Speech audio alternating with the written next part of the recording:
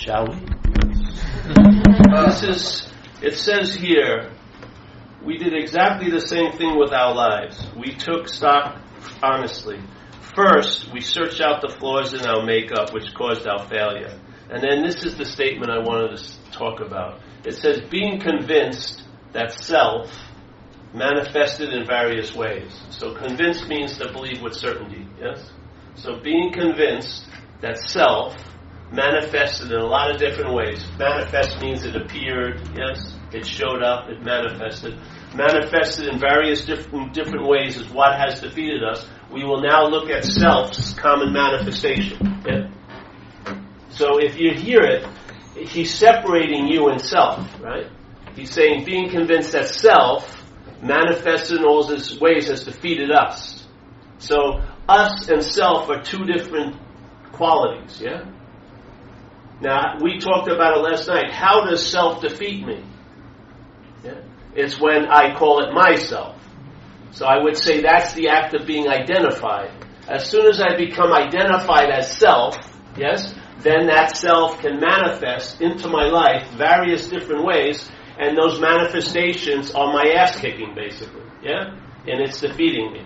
So it says, all right, being convinced that self manifested in various ways is what has defeated us. Let's look at its common manifestations, yeah? And in the next paragraph it says resentment. So if you follow the logic, all right, so self manifested in various ways, or expresses in various ways, right, is what has defeated me, yeah? So a resentment is an expression or manifestation of self. So when I'm in self-centeredness, I look at life in a certain way that provokes or promotes resentment. Yeah? That view promotes the resentment.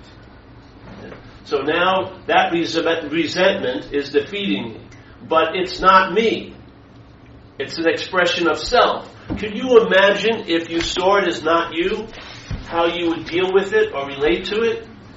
If it wasn't your resentment, things would be a whole lot different. If it wasn't your fear, it would be a whole lot different. Yeah? So if it's a foreign installment, and it's taking you over in a sense, by identification with it, the parasite is now using you to express its characteristics, its point of view in life, its way of seeing things. Yes? Which is fearful, very, very vindictive, apt to blame very easily, hold on resentments. Like for me, I could have a miracle at 9:30 in the morning, I'll forget it by 12, but I've had a resentment I've been thinking about for 30 years. Yeah? That's the type of mind that's there. The mind doesn't acknowledge miracles, but it sure acknowledges perceived slights, things that may have never even happened. It's cooking up all day. Yeah? So if you could see it, just possible, entertain it, that self isn't you, yeah? And therefore the expressions of self in your life, like it just said, self manifests in various ways, then its manifestations in your life aren't yours. Yeah? And if they aren't yours, when you do an inventory of them, you'll be more apt to be able to get rid of them because you'll see them as unsaleable. You'll see them as they don't work. But when they're yours, everything is freaking cloudy. You think you're right. Yeah? You are so sure the false evidence is real, you'll fucking argue till you're blue in the face that you're right. And it's not serving us whatsoever. Yeah? So if the thing that's defeating us is not us, then maybe that's the solution. Because that's what happened with me. My head was identified as this self, and it could never think of how to get out of it because it was identified as it. Yeah? So when it thought about peace, it was about, I want to get peace, but I was going to get peace as a self. I want some serenity as a self. Yes? Instead of, if I'm free from the self, what will happen is serenity and peace. They will become available to me. I'm not going to shop for them. It's when I come out of one modality and I'm open to go to another modality, that other modality has different possibilities. Like instead of I will be okay, you may be okay now. Yeah? You may have a sense of well-being that hasn't been accrued or produced by doing or having. It's just a state of wellness that you sense when you're present. Yeah. But the self takes that away. It does. It's the biggest thief of all because you don't even know about the heist. Every time something's taken out of your room, you think it was you.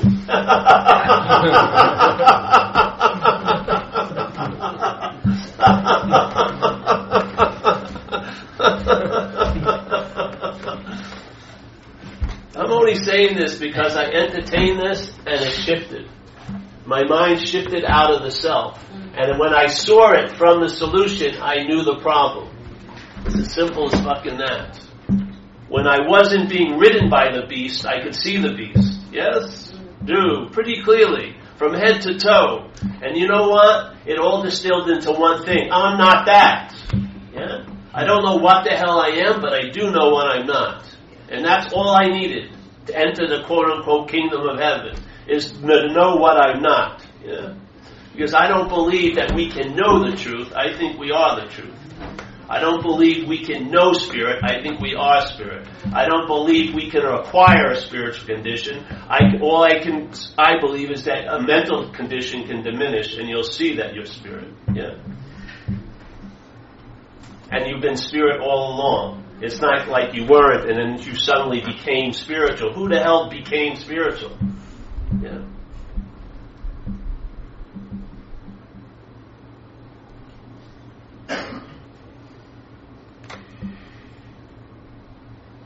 So when I do the inventory now, it's a nice way to take a look at it because I wasn't taught that way. I was always taught these were my resentments and my fears, yeah, and my harms done to others, and my character defects. But I don't believe they are. I believe they're the parasitical characteristics. Yes, I believe I'm not beholden to them.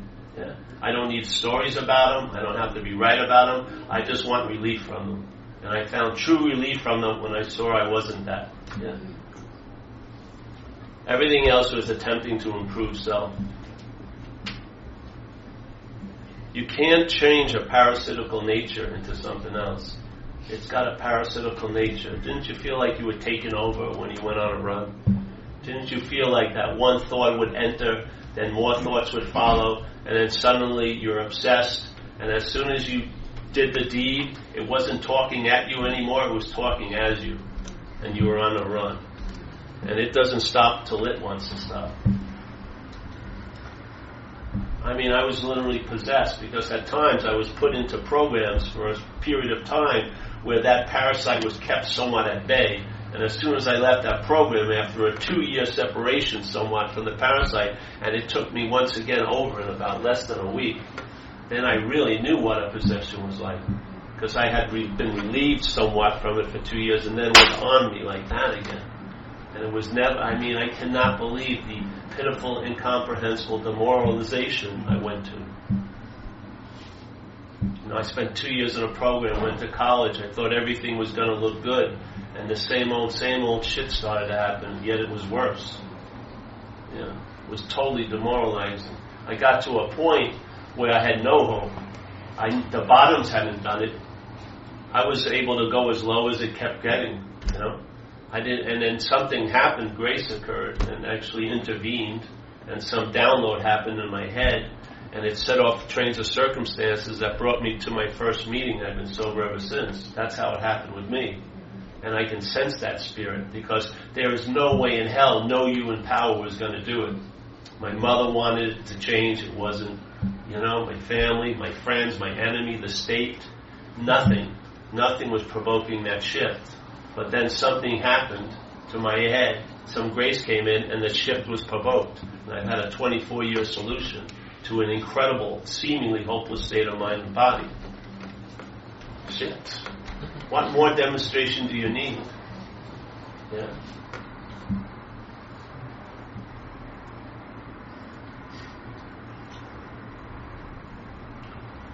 So one thing I know, the mind has a quality, it can entertain incredibly, yeah? If you give it something to obsess over, woo, you know, it has the ability to entertain. Let's say I could be entertaining that my pants are too short. You can go on and on. What does it mean if my pants are too short? Does everyone notice my pants? It just goes over and over and over, right? It's sort of like having a marathon runner in a closet. It's just we're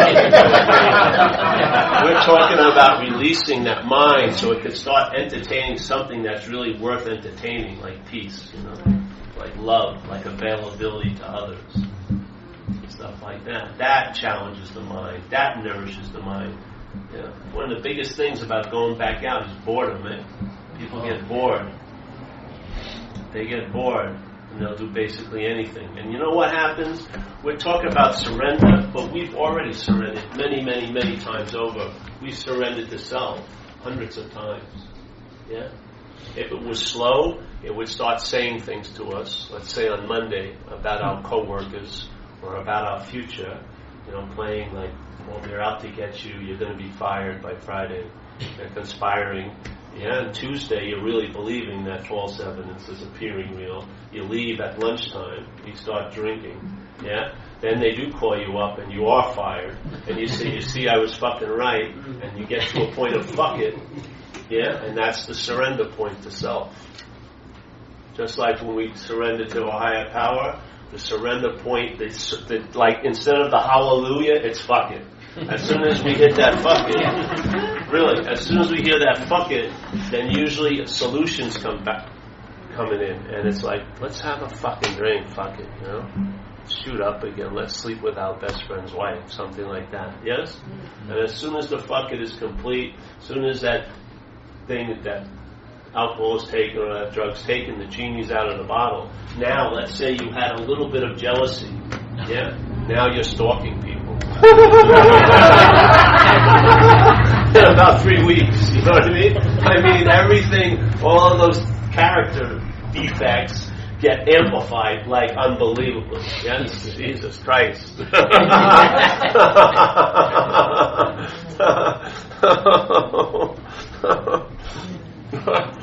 And sometimes when it takes you over,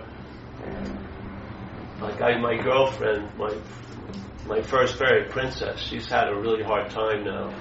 She had 21 years and she went out. And in those 21 years, she was living that ease and comfort and that contentment, yeah? The obsession had been removed and she had that sense of grace. And I guess maybe she thought it was just the way it was. But she went back out and drank, and now she can't stay sober. Yeah, and she's lost that contentment. She doesn't feel like she has access to that power that she had 24/7 access for 20-something years. Yeah, and I've seen it happen so many times that people think, I don't know what they think, but maybe they think AA is going to be the same, and it is, but they're not. Their headspace changes. And now what they used to like to do, like go to meetings, they hate. And they used to live without that obsession. Now there's that compulsion again. So when you have this grace, yeah, honor it. Yeah.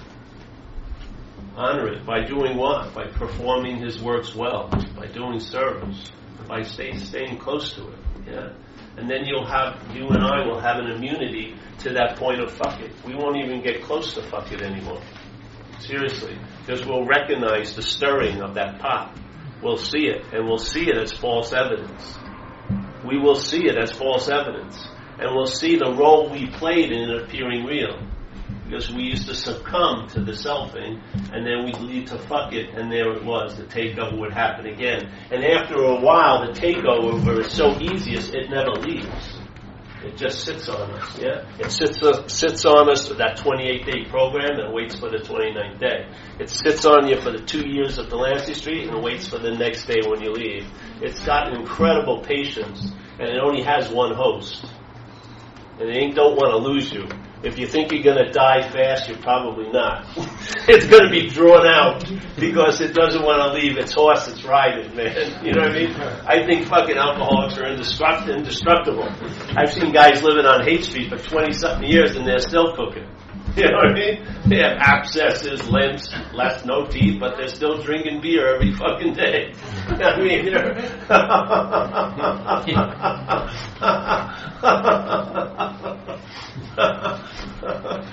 So if you recognize the parasite by listening to other people share their experience of being taken over by it, and then you feel like you identify with what they're saying, that usually implies that you've been taken over by the same parasite, yeah? And there is a solution to sort of change that takeover. We do the steps, because in the takeover, the mental realm becomes the dominant realm. It's above heaven, definitely, yeah? The mental realm is way above heaven, yeah? And so we live in a mental realm. It's so like when you see those dogs and they have mange, and they put those little cones on them, that everyone's just walking around, just living in this little mental realm, thinking about what's going to happen to me. What happened to me?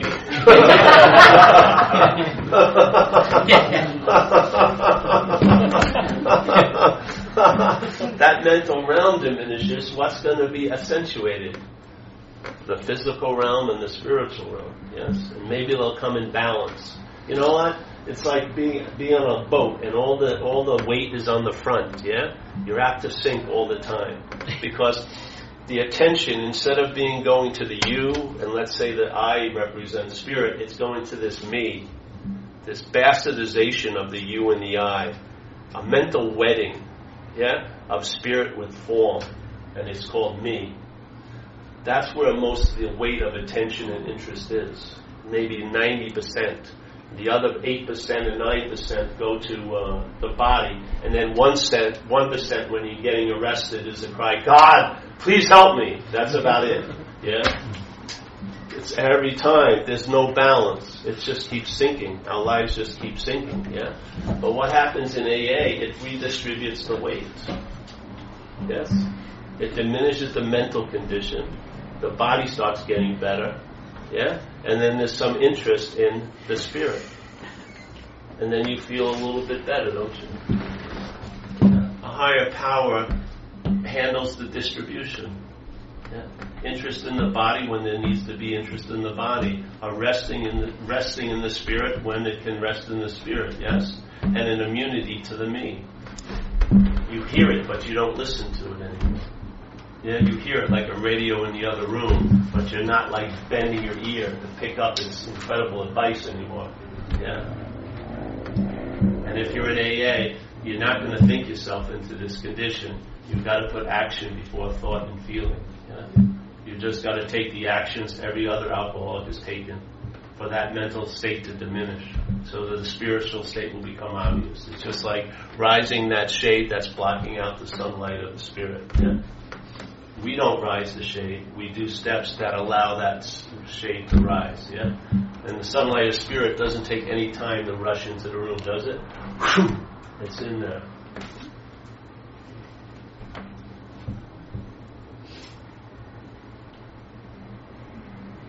So why claim what's not yours?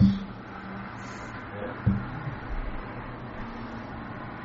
Follow the resentments and the fears and the harms done to others, but follow to it the source, not you, but self.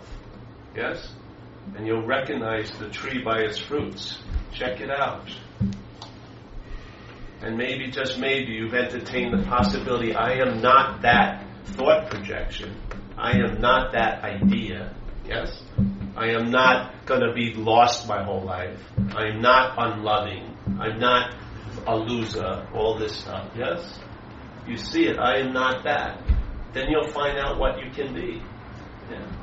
Instead of repeating everything over and over again.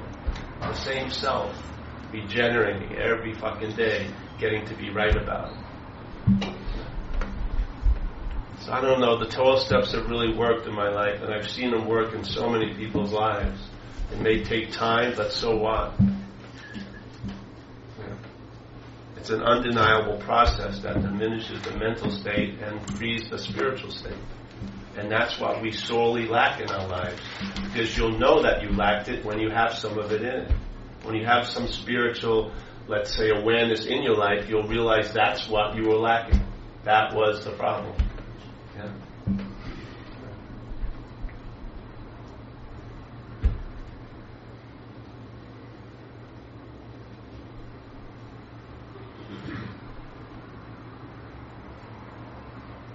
I mean, if you were at a park, and you were looking at a park, there was 30 kids in the park, yeah?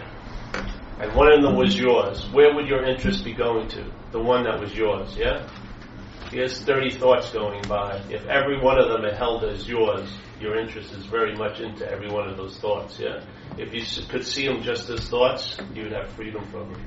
But when they're my thoughts, they weigh a lot more.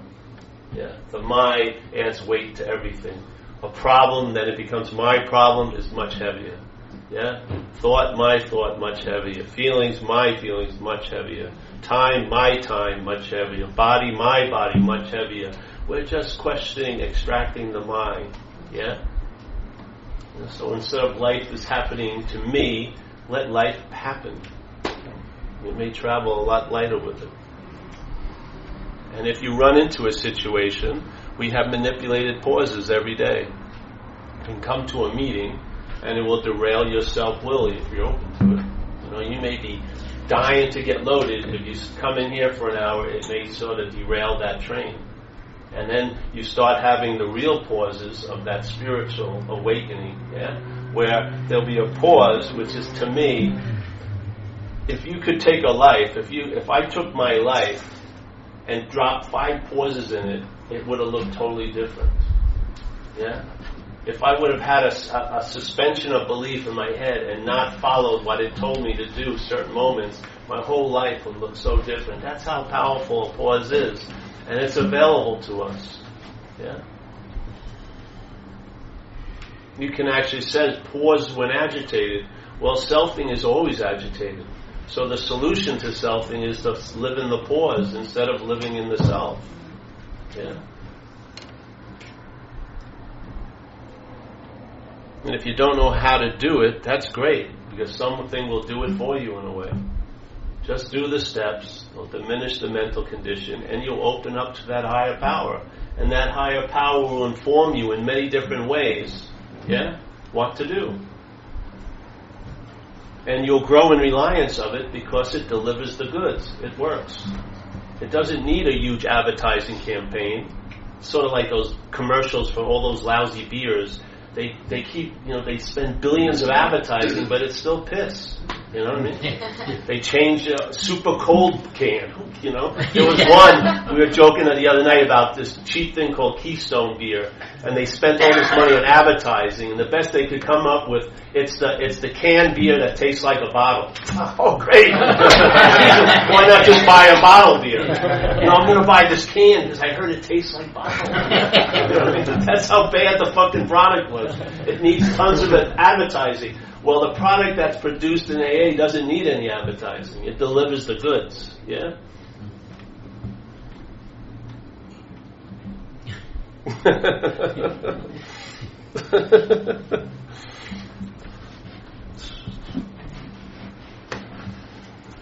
We're just putting a little, it says more will be revealed in the book. Yes?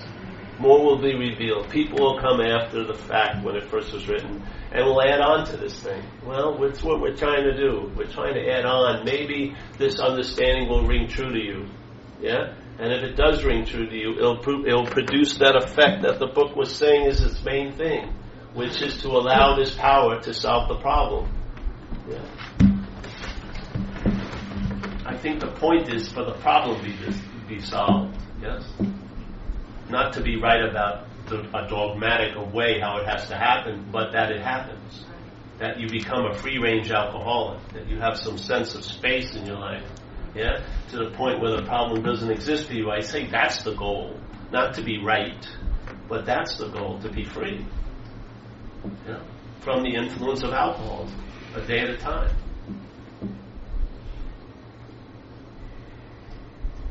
And when I saw it this way, the way I'm attempting, maybe very badly to get across, but the way I'm attempting to do it, when I saw it this way, the light shone up. It showed up, yeah. And I found the problem by the solution. I really saw. I was doing these classes on how it works, 4-step workshops like Joe and Lena do, Bill and Lena do, but different style in San Francisco for years. So I was on how it works every week, every Monday night. And then something happened, and I had gotten the download that I'm not that. And then I read the word self, and it seemed to be a foreign installment. I read the word self, and it implied a parasite. I saw it as something other than me so clearly, and that's when everything freaking stabilized in my program. I started to have an ease and comfort as the norm, not an irritability, restlessness, and discontent. Yeah, I started to feel at ease and comfort with myself and other people. And I realized I started traveling lighter over the terrain of my life. It didn't change the geography of it, but I traveled lighter over it. And I said, what more the hell do you want than that? And it's been doing it for quite a long time, and it seems to be picking up speed, not decreasing, but accelerating. It's almost like it thrives on its own solution. Yeah. And for me, it says in the book that our daily reprieve is contingent on the maintenance of a spiritual condition. Yes? But if you are a spiritual condition, if you realize you are a spiritual condition, that's the highest form of maintenance. To be it is the highest form of maintenance, isn't it? If you're attempting to have a spiritual condition as a mental state, it's not going to work, nor as a physical state. But if the mental state diminishes, and you don't mistake yourself to be a body, then the spiritual condition is what your nature is. And that's the maintenance of it, is to realize that. And then it maintains itself through expression, not achieving or acquiring, but through expression. It seeks to be available to others for the sake of expressing. Yeah. It seeks to be of, let's say, help to others because that's its nature, is to extend, you know? And while it's doing all that, you, quote unquote, get enriched by its presence. Yeah? And by your absence. It's sort of like I always wanted to be there when it got great, but then I realized the reason why it didn't get great is I was there. Yeah. You know what I mean? I had to sort of uninvite the party pooper that was always showing up. You know what I mean? I had to sort of see how I can not let him get the invitation. You know what I mean? So that I can get on with living. And this is the way it worked. Yeah. It still doesn't know what happened. I'm serious. It got blindsided. It's still trying to grab it and try to try to claim it, and it just can't do it. It just can't get it. You know, it's like running way behind.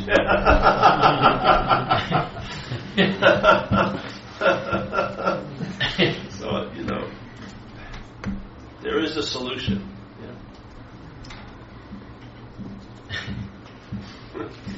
There is a solution. How it works. But it's also good to know how the parasite works. If you can understand how it works, it may lend yourself to seeing you're not that. Yeah. And maybe be able to separate its qualities from your qualities and stop claiming the expression of its qualities as your qualities. Yes? Maybe making a distinction. Yes, I'm accountable for that resentment and that harm, but I'm not truly responsible. Because even if you read the first step, when it says we were powerless over alcohol, yeah? If you're powerless over something, then how much say did you have when you were under that powerlessness?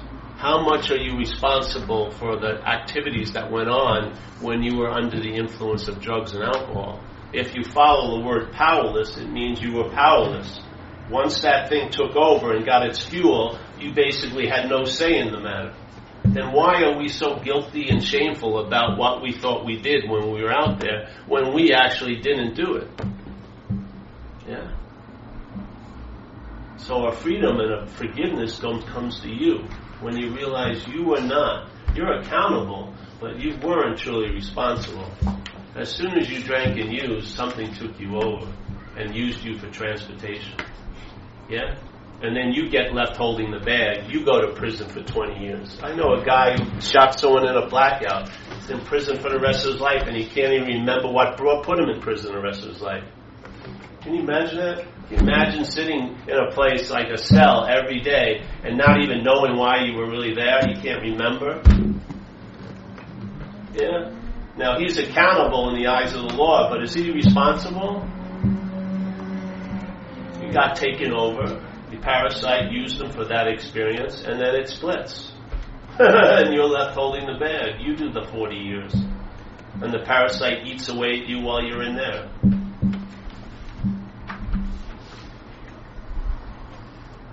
You can't throw off something. Let's say if I had a tumor on my side, and I thought it was me, yeah? So instead of entertaining the possibility of having an operation, I started getting my shirts tailored, so they have a big hole, let the tumor out, And maybe I leveled it off to use it as an armrest. Maybe I could put a drink here, you know what I mean? Or a book. I'm like, I might want to get back to the book sticking right there. And people, finally someone says, Paul, what the fuck are you doing? Why don't you get that removed? Well, I couldn't entertain ever getting it removed because I thought it was me. Yeah? The same thing with the parasite. If you're identified as it, your mind can't entertain being free of it.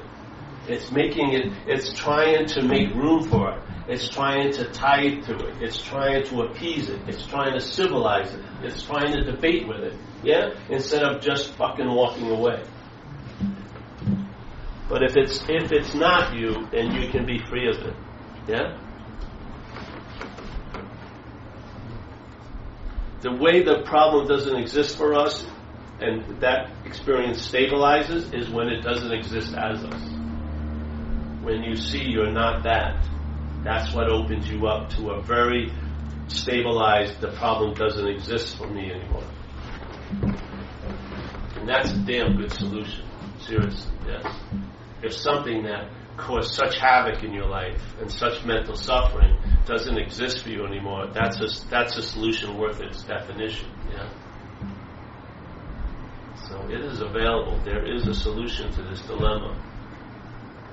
We're never going to have it. Selfing is never going to be free, but we're going to be free from self. Yeah.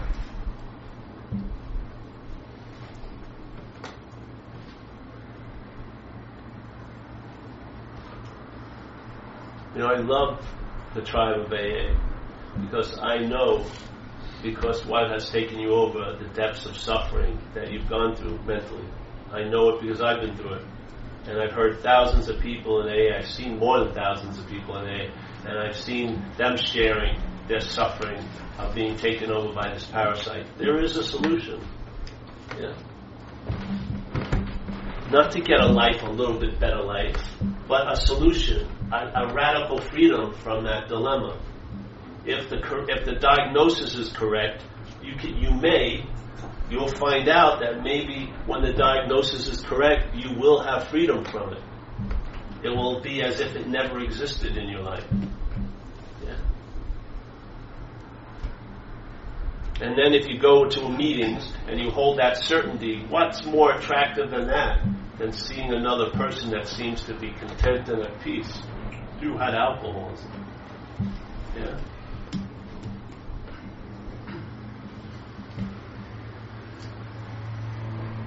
Yes. Paul, I love the term the party pooper. That was excellent. It seems to me that sort of the cutting edge of our true nature, or whatever you want to call it, is sort of the mind using me and me using the mind, sort of the difference between the two. In other words, the mind using me is when I'm off on a tear, when I'm, validating whatever's going through the system. But then there are those 3 to 5% of the time where I can use the mind, to remember somebody's name, or let's say I go to college and the teacher says, how much is 200 plus 100? And I kind of go to the mind and I pull out 300. So there's times where I can use the mind.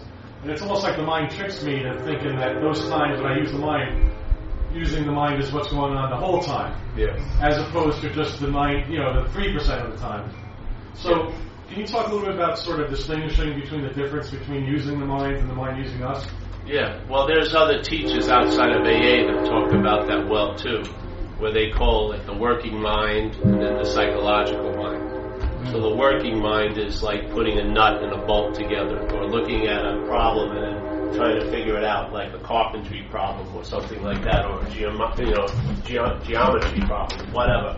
So the mind's at work on a task, yeah? Then there's the psychological mind, which is critiquing at work, yeah? Which is blaming someone, which is worried, thinking that you're never going to get it, you'll never be good at it. That's That's the selfing that we like relief from. And I find, tell you the truth, now, when I run into a situation like if I've lost my keys, or let's say my keys are left somewhere and I got back, what happens is that working mind arises, goes over what it can possibly do, and if it can't do anything, it shuts down. And there's the pause, yeah? But it comes up with really clear ideas. It goes, well, I'm going to have to wait till tomorrow to call that person up and get my bag from their car. That's it. There's nothing else I can do. End of story. It's done its job, yeah? It went over the options, saw the possibility or the impossibility, finished. Then it recedes. Usually the psychological mind doesn't even wait for it to recede. It's just yapping. You lost the bag again, you fucking idiot. You know what I mean? You're never going to get it back, and there's $500 in there. And your friend's going to steal it, or whatever. That's the stuff that drives us crazy, yes? So that selfing isn't just riffing, it has a job too that we don't know. It has the job to reinforce the identification itself. Yeah. It has a job. So it's at a task already. We're just not privy to that task. Yeah? We're privy to the task when we're going over how to put this nut in that bolt. But we're not privy to the task an aspect of mind is up to all day, which is to reinforce this sense of being something you're not. Yes? In other words, the obsession with self, for me, is an activity the identified mind does to keep the identification in place. Because the identification falls apart. It has to be glued every day, all day. Why is it that narrative is constantly going on when it's not called to do anything? Yeah, you don't have any task at all. You're laying in your bed, yes, and yet you can't go to sleep because it's at its task. It's busy at its little work table. Yeah, it's just reinforcing you and you and you all fucking day. Yeah, and it's a job that never ends, because if it stops, there wouldn't be a sense of self. You would have an experience or a free sample of being free from the sense of self. You would. That's what happens in a pause when it gets shot. Sometimes something will happen and will freeze the system, and it won't, and then it doesn't activate, and yet you get the sense of raw mind, which is incredibly big and illuminated and spacious. Yeah. Then that work table, they rush again, and they claim it. Oh, I had the experience of raw mind. Yeah? That's how it covers its tracks. It's always claiming events that it has nothing to do with. So it's busy all day, reinforcing the identification itself. That's why 70,000 thoughts get produced a day. You don't have, if I'm a house painter, you know how many thoughts I need to do my job? Maybe 14. The whole day. Where's the paint? Where's the brush? Where's the roller? I'm not going to run into a 6-walled room usually. It's 4 walls, usually a ceiling. I recognize trim. It's very easy. All right, and then just do your task. Yeah? But this thing, 70,000 thoughts a day, most of them are to reinforce the psychological me. Yeah? Which constantly needs to be reinforced because it's an appearance. It is not real. Yeah? You were not that when you were a little baby. You had no idea of you until about 18 months. Yes? When someone said, oh, blah, blah, blah, blah, blah, blah, you weren't, they're talking about me. You were just like this. There was no me there. Yeah? We grew into it. It's a mental process. And to keep us in that mental process, it has to be mental processing quite a lot. Yeah? It doesn't have enough time to do it now, so it has the past and the future. So it thinks about the past a lot, it thinks about the future a lot. And you tell me, does your thought system value the moment more than the past or future? The truth. The thought system values the past and future more. Doesn't it? And how does the thought system picture you when it thinks of you as a body? Doesn't it? Does it ever picture you as a spirit? No. If you actually could think of you purely as a spirit, you would be free. Yeah? But it thinks of you like a body. So it says, all right, what's going to happen to me? How is that me represented when it starts thinking about what's going to happen to me as a body? Yeah? You're pictured somewhere else at some other time. This is what the mind does. It takes this fixed object. It doesn't give a shit about the body, but it says it's my body, and it uses it. It places the body somewhere else at some other time and thinks about it. You obsess over self. Yeah? That's what the mind's doing. You're not doing it, the mind is doing it. Yeah? And it's not going to be done with its task. It can never build the perfect beast. You're never going to be a self. It can't complete its mission. It's a desire that will never be fulfilled. And the desire that's never fulfilled is an addiction. The mind is addicted to the idea of being a self. When I used to shoot coke, I never got to a point where I shot enough. And I went, oh, coke, thank you. Thank you, coke. It's all done. I now know coke. I now know the truth of coke. I honor it, but it's great. No, you're always doing more and more and more, right? In other words, the desire can never be fulfilled by what you're using to fulfill it. So the mental process has a desire to take itself as a self. It wants to be special and unique and right. So it has to separate from wholeness. In that separation, it can't possibly do it, so the desire is never fulfilled. What happens? The irritability, restlessness, and discontent demands a solution. You start doing drugs. You start drinking. Then with that solution taken away, you start looking at porno. You start shopping. And if that, yes? Because this original addiction spawns all the other addictions. So if you're dealing with your third addiction, they're all coming from the first addiction. The mental process can never complete the beast. You are spirit. You're not a body. Yeah? You're not going to be completely a body, and you're not going to be a mental idea either. Spirit actually outshines the other two realms. But the mental realm has decided to play God, forget about the spirit, use the body to verify its existence, and just obsess over itself all day. And it's causing tons of dis-ease and irritability and restlessness, and we're in the business of trying to soothe that beast, yeah? Yet it's never soothed, it always wants more. You look really good in the jacket, but 2 days later, I need a new jacket, yes? The haircut looks great, oh, fuck, it looks terrible 3 days later.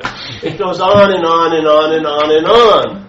Because the point isn't to find fulfillment. The point is you can find fulfillment as a self. It's ravenous. You're never going to be one.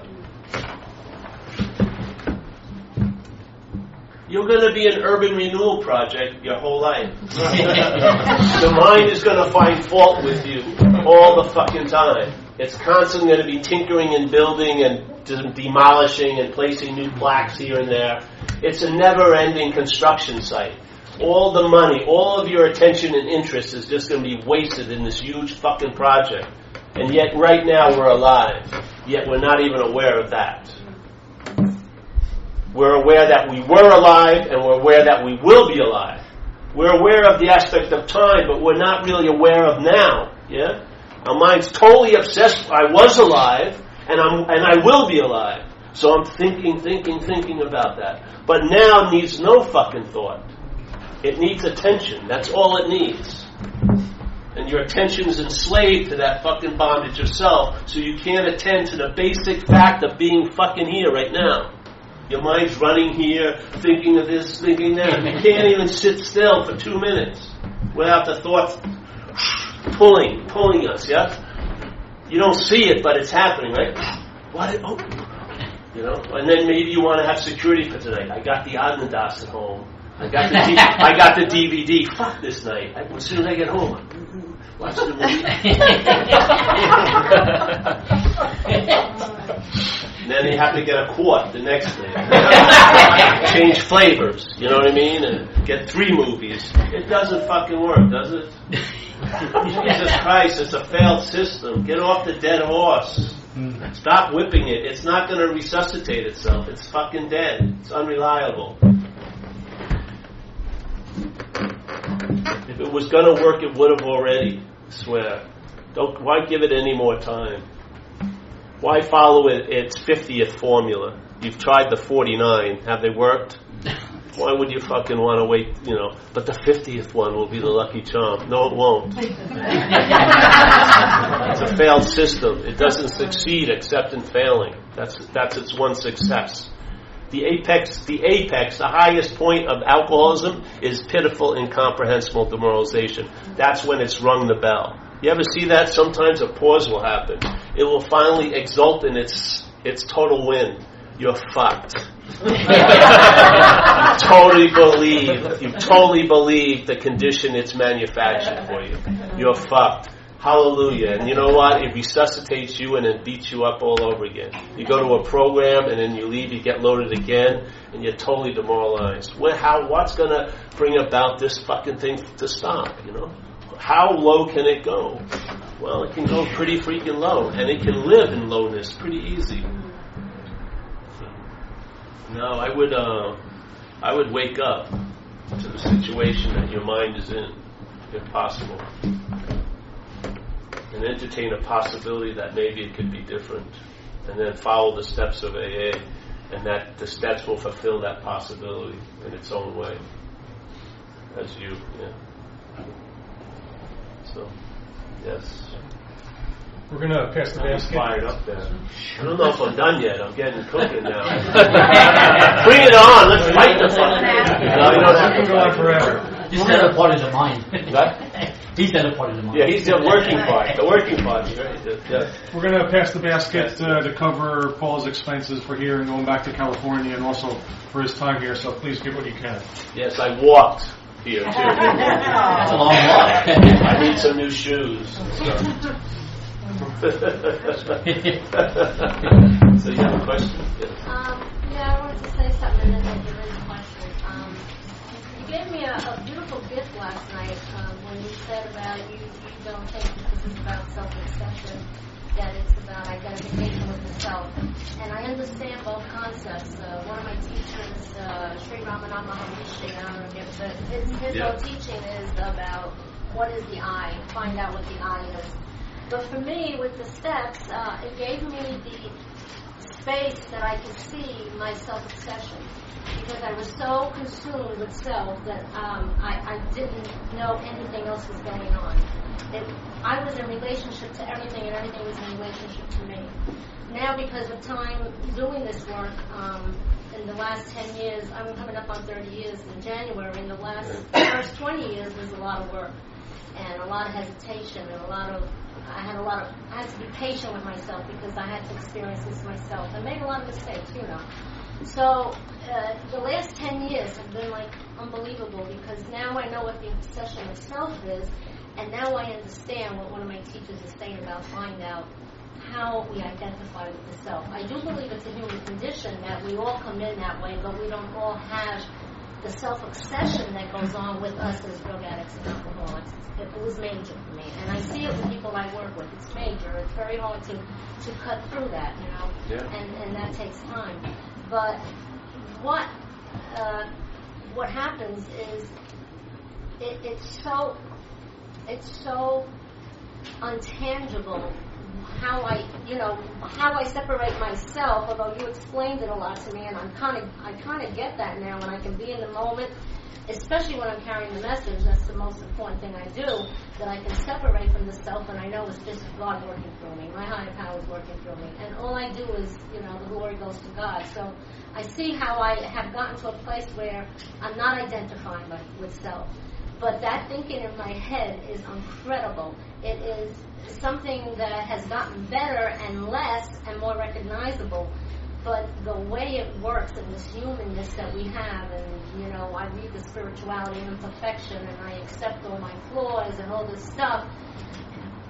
But it's like constant work. So can you talk a little bit about how more to recognize it, how it plays out in relationships, especially with family?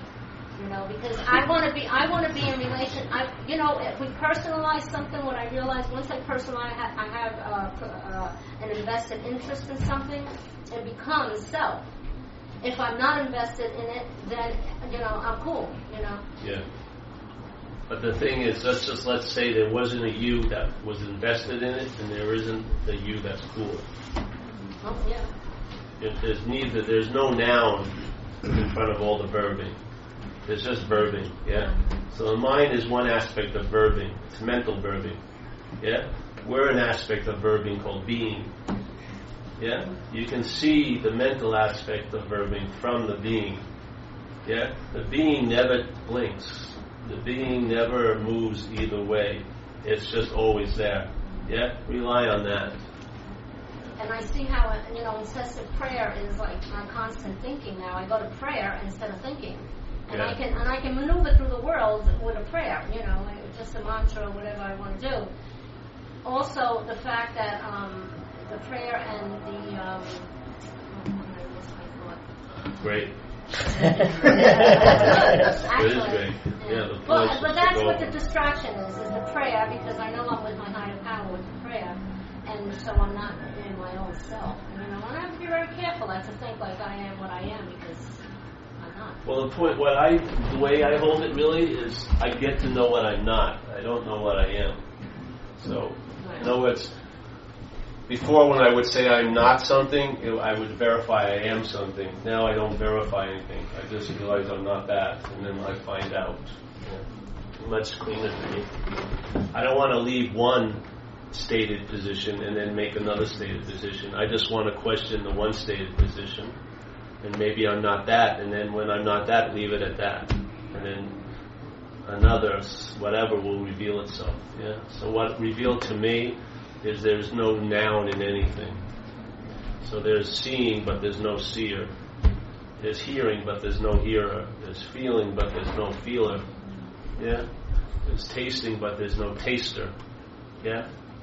There's just tasting, hearing, feeling, seeing, conscious contact. They use the word conscious contact in a different context in the book than I imply, but I believe that's the raw data of life. Consciousness and contact. So it allows itself to be in contact through this body through 5 gates, senses. And then in Buddhism they call the mind the 6th sense. So that's how consciousness is in contact with this place, that it's, if you want to call it a place, but with this is through the gates of the senses, yeah? But consciousness is what's in contact, not Paul. Paul is a name tag for what allows that access to occur. Consciousness moves through this vehicle and then it has an experience, yeah? But I'm not what's conscious as this, yeah? But consciousness is moving through this, yeah? So I don't see consciousness as a noun. I see it as a verb. And I found my mind can't, my conditional, logical, intellectual mind can't always. Whenever a verb is seen, or it implies a noun must be somewhere. That to me is the self-obsession. Yeah? So now I don't see the noun anymore. So it just seems to provoke traveling lighter. I think we travel lighter as a verb than a noun. Once the noun gets in place, rigidity sets in, and then the noun gives everything direction. This is happening to me, that should be happening, it's just incredible. But if there's no noun, then you can really see life is just happening. It's not personal, it's just happening. Yeah. And I find that's a nice way to travel, in my experience. Yeah. Hey, Paul. Yeah. I really like the way you describe the disassociation of self, and I feel like that's the way I really got to experience the 4th dimension when I stopped getting rid of the name tags and I stopped having self-reliance and continued on power-reliance. Harry Tiebout wrote exclusively about the reemergence of ego, and when you were talking about the mind, can you comment on the difference or the different associations between the ego and my mind, which I think a lot of times it's my ego rebuilding, but it could be my mind that's also telling me certain things. So can you just comment on that? Well, I'll also put another one in there. The sense of self is a sense. It's a feeling, yeah? The ego isn't so much a feeling. And ego is how the mind knows itself. The mental mind knows itself. The mental mind gets a picture of itself through the ego. But the real bondage is the sense of being a self. The doer, the haver, the thinker. Yes? The one who doesn't sense consciousness but takes itself to be the one that's conscious. That's the sense of self. To me, that's the real bonding agent. But I think the ego is how the mind investigates itself. The conditional mind. Yeah? It's sort of like, just like people suffer from self-consciousness, which means that you keep thinking about how other people are thinking about you as an object. Yeah. Well, I think the ego is a mental object that the mind makes up, and it thinks about itself that way. Yeah. But I think the real dilemma is bondage of self, which is that feeling. So when something happens, there's a feeling I did it. Yeah. When a thought is noticed, there's a feeling I'm the one who thought it. Yeah. That to me is the real bondage. The ego is just like if the mind could make a Rubik's cube of itself and then play with it, that would be the ego to me. Yeah. But to me, the self is different. It's more of a feeling. It's like a feeling wrapped around an idea. Yeah, which is pretty powerful because the feeling is what's really convincing. Yes. When you feel something, it seems to have more validity than if you think it, don't you?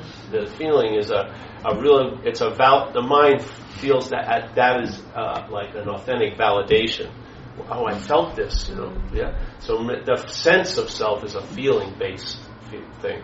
That to me is the root of the bondage, really. The ego, like I just said, is just an aspect of mind seen from an aspect of mind. Yeah. So I don't really like the word ego much, but I rather bring it back to the real active root, which is, if you looked at it, basically, the active root is based on the assumption that you're the doer, yeah, that you have free will, that you're separate, that you're long-lasting, that you're independent, yes, that you're like an island unto yourself, really, that all the thoughts are private, all your feelings are yours and only yours, and no one can understand you because they don't know how you feel. All of this sense of terminal uniqueness is the situation that's rooted on the base of the feeling of being a self. The feeling of being a self is really rooted in doership. You feel like you're the doer of your actions, yes? And even the actions of the body. I'm thinking, which is an incredible leap to believe that you're the thinker of thoughts. Really, you can't even shit when you want to. You're believing that you're the thinker of these subtle objects called thoughts. Come on, it's a big leap. So the selfing is also very arrogant. It believes, it also says to you, if I wasn't here, your life would be super great. Yeah? If you could only get rid of me, it would be great. So you really try to get rid of it. Yeah? But you can't get rid of something that isn't truly there.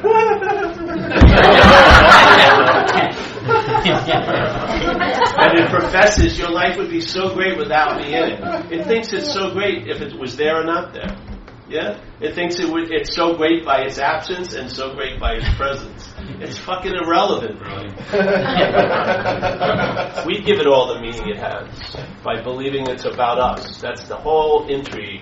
You would not follow your thoughts to the thoughts about a body that's in the future if it wasn't deemed to be you.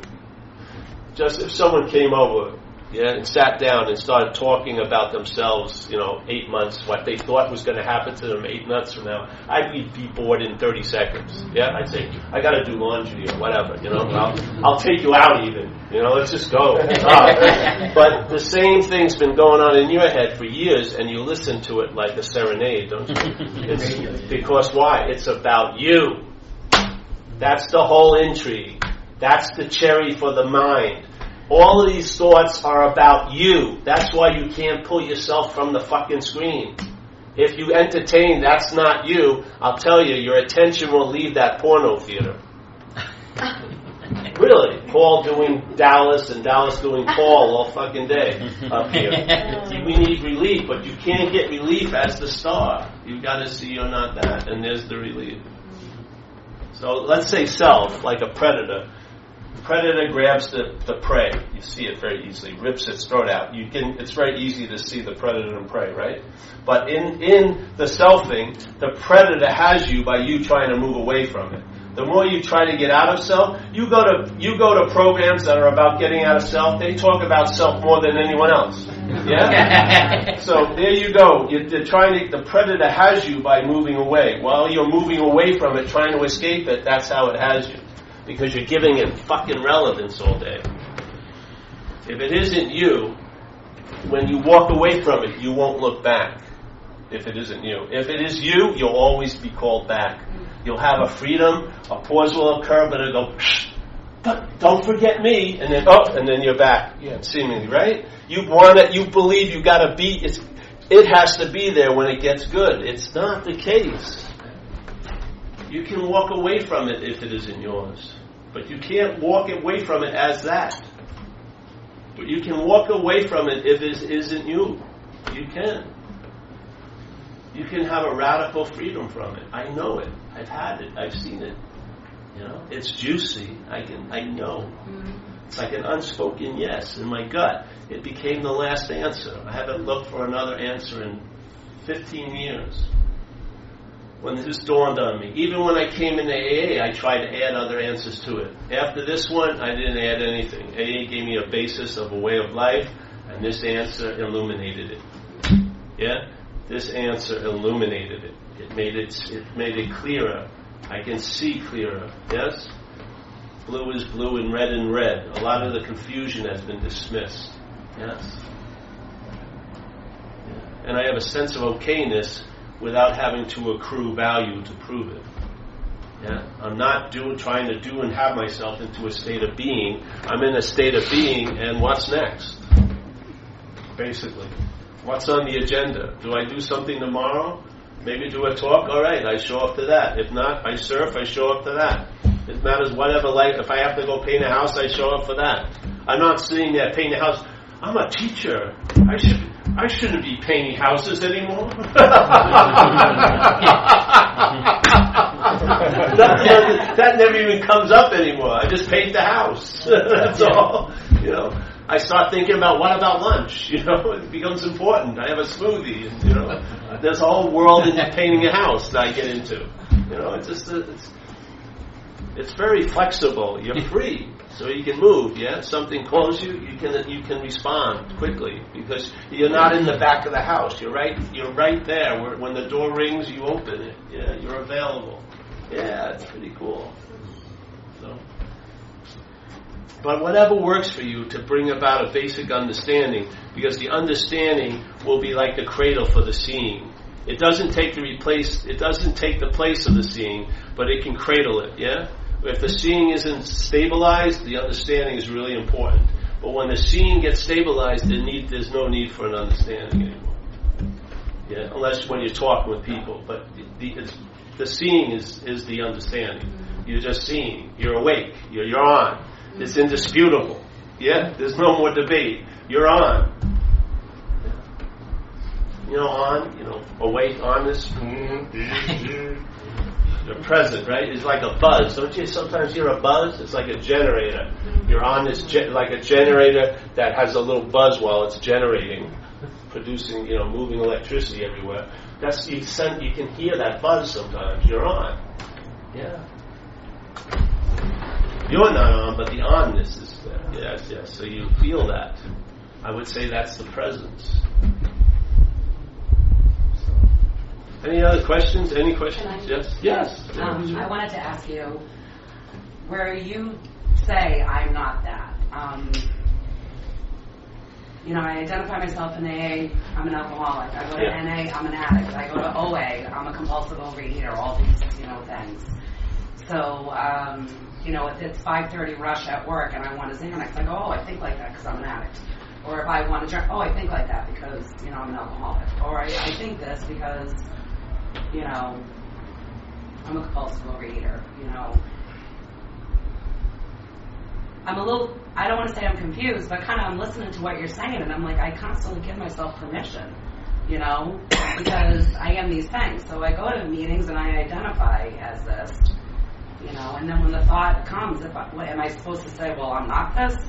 You're not supposed to say anything. Just entertain the possibility that you're not the thinker of it. That's all. I'm not saying don't try to dismiss what's been thought, but just maybe question, are you the thinker of it? Yeah? That's all. We're just attempting to disarm it, because how it defeats us isn't in and of itself. Yeah? It defeats us through expression and manifestation. Yeah? So to me, and I always say I'm an alcoholic. People found clever ways not to say I'm alcoholic. They'll go, I'm a grateful member of AA. But I don't. If you're clear you're not that, you can say it every second of the day. It doesn't mean anything. I'm an alcoholic, and I say it really fast. Full alcoholic, just because full alcoholic. It's just the way it is. But I'm not. Oh, I've got to stop.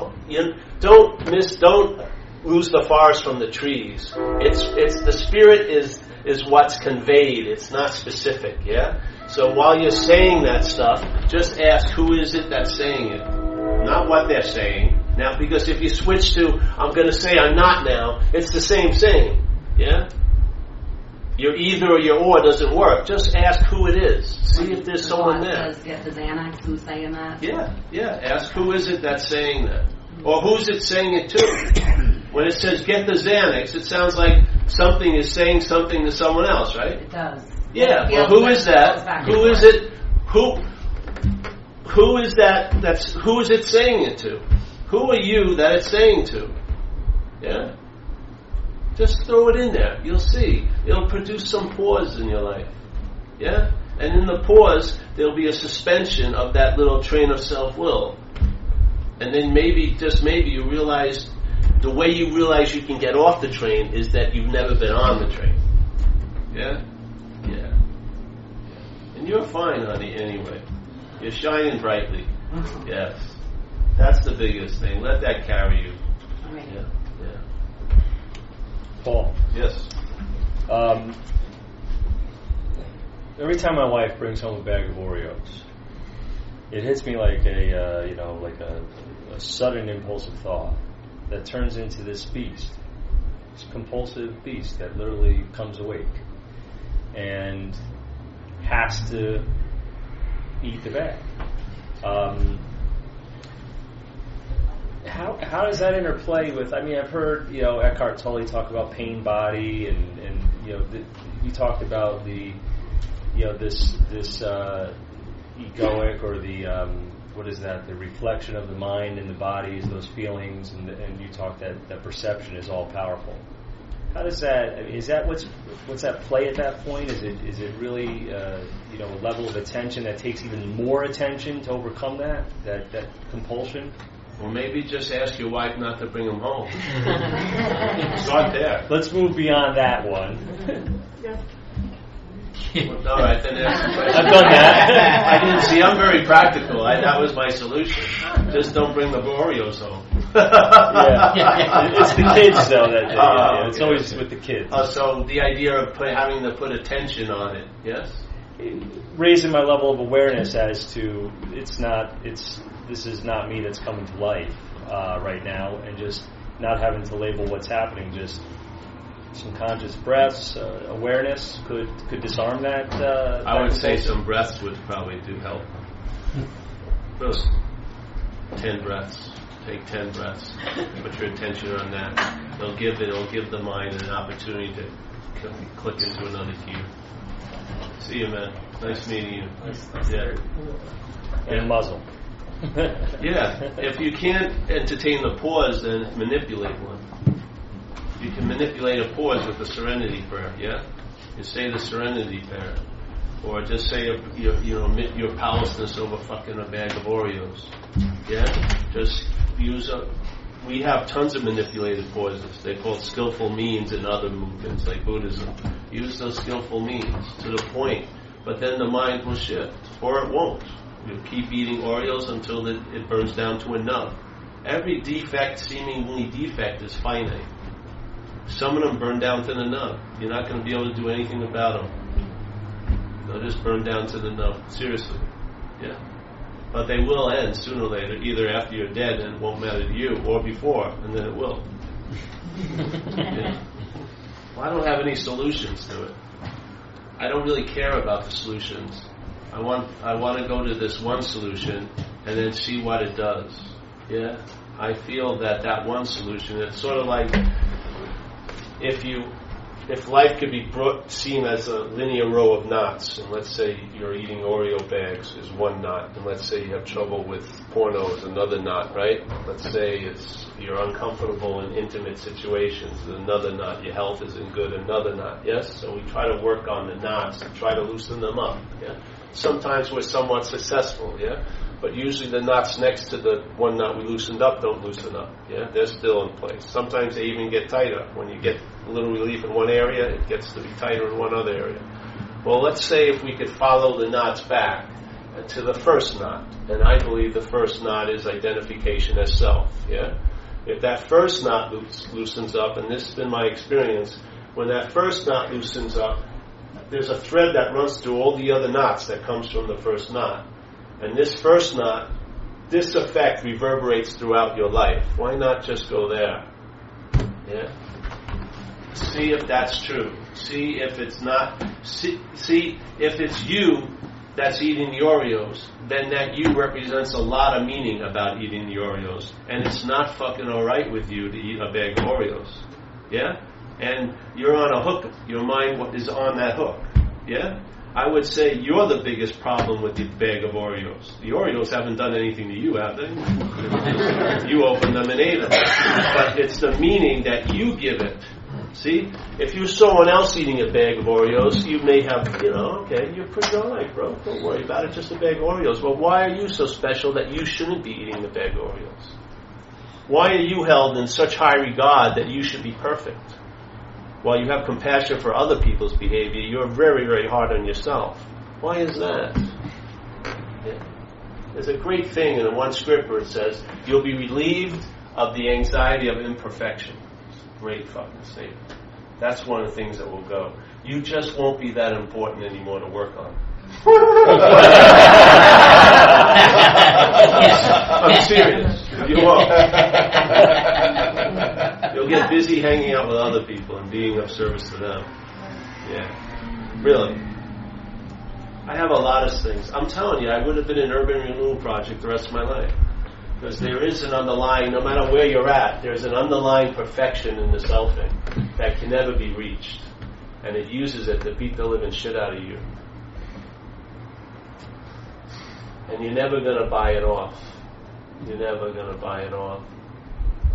I just lost interest, like it says in the book, I lost interest in myself. That's been the greatest thing that ever happened.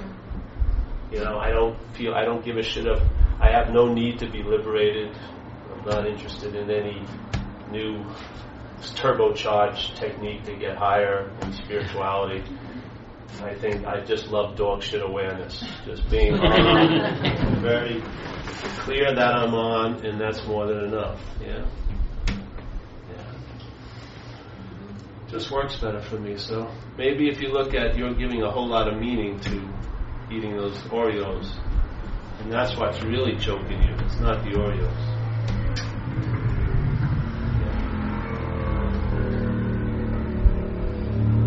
Yes, any more questions? No? Great. Well, we'll end with the serenity prayer. Yeah.